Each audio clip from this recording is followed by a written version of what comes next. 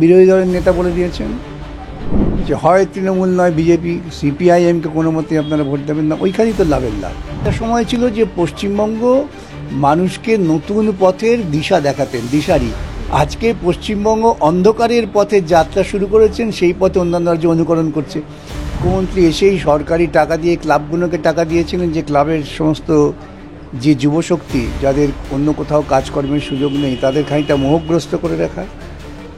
পাড়ায় পাড়ায় মদের দোকান করে দিয়েছেন। এখন তো শুনছি ওয়ার্ডে ওয়ার্ডে নাকি আরও মদের দোকান হবে, এই পাড়ার কর্মসূচিতে আসছে। দুর্নীতিবাজদের গ্রেপ্তার করে রাজনীতিটাকে স্বচ্ছ করতে।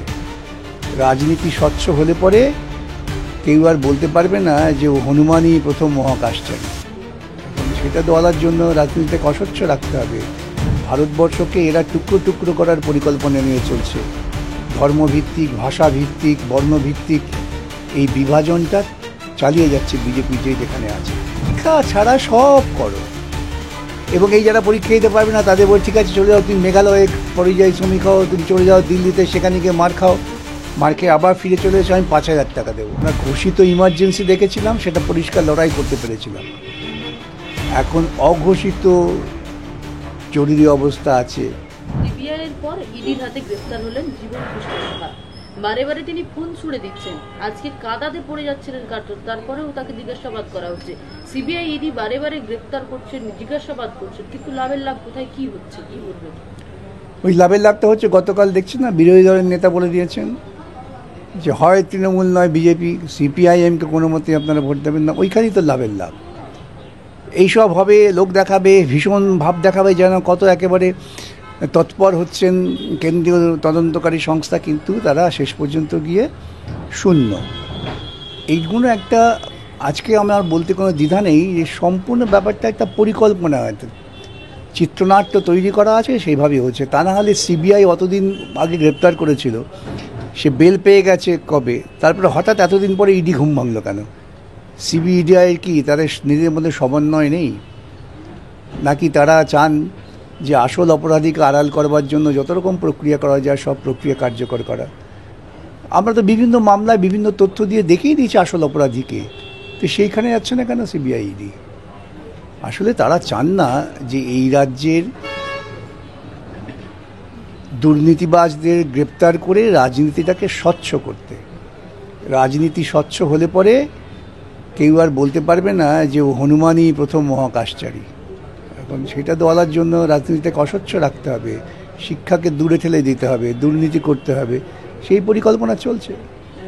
26 নির্বাচনের আগে কি এটা পুরোপুরিভাবে প্ল্যানিং করে করা, এই যে ইডি সিবিআই নিয়ে হাওয়া গরম করে বলবে? যদি তারা যথার্থই তদন্ত করতে চান, তারা যদি আদৌ আন্তরিক হন যে আমরা আমাদের যে আইনগত দায়িত্ব সে দায়িত্ব পালন করব, প্রধানমন্ত্রীর দপ্তর কি অর্থমন্ত্রীর দপ্তর কি মুখ্যমন্ত্রীর দপ্তরকে অগ্রাহ্য করে সেটা যদি করতে পারেন তবে আমরা বলবো ঠিক কাজ করছেন। কিন্তু তারা সেটা বলতে পারছেন না। তারা, আমার ধারণা পরিষ্কার, নিয়ন্ত্রিত হচ্ছেন রাজনৈতিক স্বার্থে, রাজনৈতিক ধান্দায়, তদন্তের স্বার্থে না।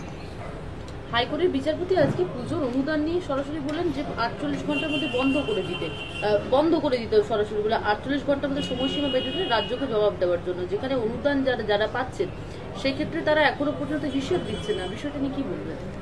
দেখুন, সরকারি পয়সায় কিভাবে গোটা সমাজকে কলুষিত করতে হয়, গোটা সমাজকে দুর্নীতিগ্রস্ত করে তুলতে হয়, তার গবেষণাগার হচ্ছে পশ্চিমবঙ্গ। মুখ্যমন্ত্রী এসেই সরকারি টাকা দিয়ে ক্লাবগুলোকে টাকা দিয়েছিলেন যে ক্লাবের সমস্ত যে যুবশক্তি যাদের অন্য কোথাও কাজকর্মের সুযোগ নেই তাদের খানিকটা মোহগ্রস্ত করে রাখা।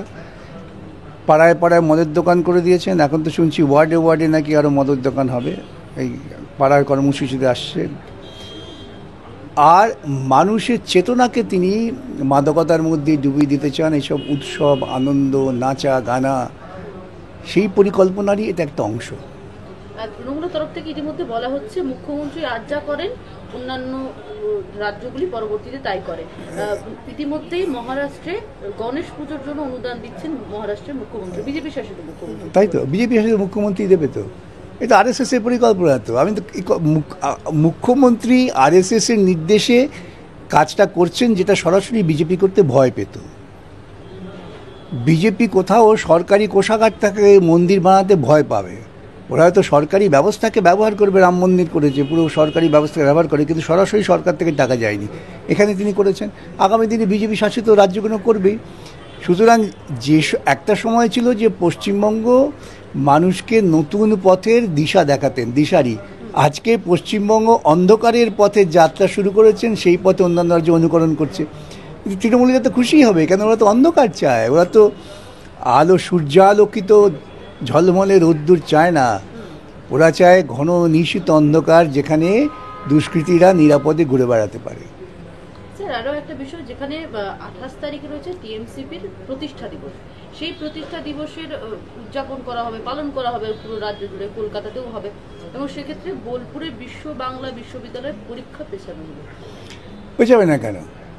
এই সমস্ত বিশ্ববিদ্যালয়গুলোকে তৈরি করা হয়েছিল কি করার জন্য?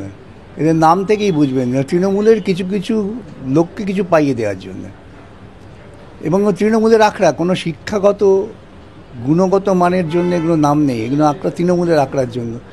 যেখানে কলকাতা বিশ্ববিদ্যালয়ে তারা একটা রাজনৈতিক দলের জন্মদিন পালন থেকেও ছাত্রছাত্রীদের ভবিষ্যৎটা অনেক বেশি গুরুত্বপূর্ণ পরীক্ষা হবে, এখানে তারা উল্টোটা করলেন। ওরা দেখালেন যে দেখো, আমরা অন্ধকারের পথে যাত্রা শুরু করেছি, অন্ধকারের পথে যাও তোমরা, পরীক্ষা দিও না। আজকে তৃণমূল কংগ্রেস বলছে আর জন্মদিন, কালকে বললো মমতার জন্মদিন, পরশুদিন বলবে সেনাপতির জন্মদিন, তারপর বললো মুখপাত্রের জন্মদিন। পরীক্ষা আর হবে না, পরীক্ষা ছাড়া সব করো। এবং এই যারা পরীক্ষা দিতে পারবে না তাদের বল ঠিক আছে চলে যাও, তুমি মেঘালয়ে পরিযায়ী শ্রমিক হও, তুমি চলে যাও দিল্লিতে, সেখানে গিয়ে মার খাও, মার খেয়ে আবার ফিরে চলে এসো, আমি 5,000 টাকা দেবো। এই এক দুষ্ট চক্র পশ্চিমবঙ্গে কাজ করছে। নওশাদ সিদ্দিকী ইতিমধ্যে আলিমুদ্দিনে চিঠি পাঠিয়েছেন, জোটের সম্ভাবনা, জোটের জন্য প্রস্তাব দিয়েছেন, কি বলবেন? জোটে সেটা তো আমি কি করে বলবো, সেটা যারা জোট কি করা উচিত?